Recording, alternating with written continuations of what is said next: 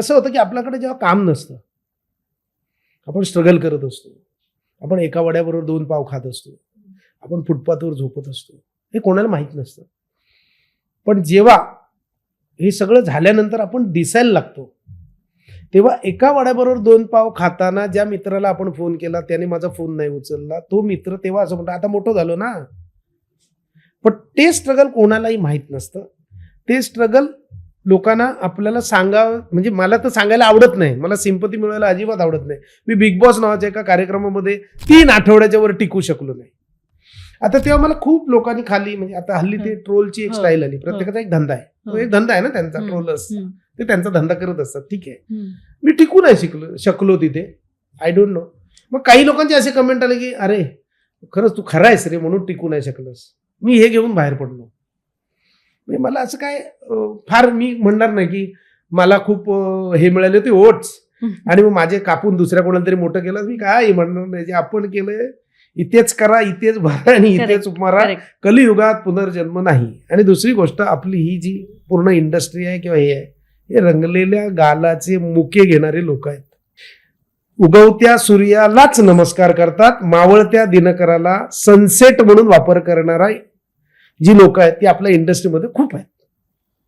आणि हे no problem आहे, त्याला काय. म्हणजे कधी कधी असं होतं, तुम्ही पहिलाच मला प्रश्न विचारला की विनोदी कलाकार म्हणून तुला ओळखतात, पण एका शब्दामध्ये डेफिनेशन पाहिजे होतं, म्हणून मी नट असं म्हणालो. आता मी विनोदी, आता एका शो मध्ये, एका सिरियलमध्ये, ज्याचा डेली सोप होती, दैनंदिन मालिका, ज्याचा निर्माता माझा मित्र होता, चॅनल हेड होती एक, की तिने मला रात्री 12:15 वाजता काढलं. का? आता हा विनोदी आहे, हा सिरियस करू शकत नाही. मला काही वाईट नाही वाटलं की जेव्हा मला वाटेल किंवा जेव्हा मी सिरियस करेन आणि समजा एखाद्याने बघितलं, शेवटी कसं असतं, एखादा जो आपण प्रोजेक्ट करतो तो प्रोजेक्ट जितका फेमस होतो किंवा जितका तो वाचतो तितकं तुम्हाला फेम मिळतं ना.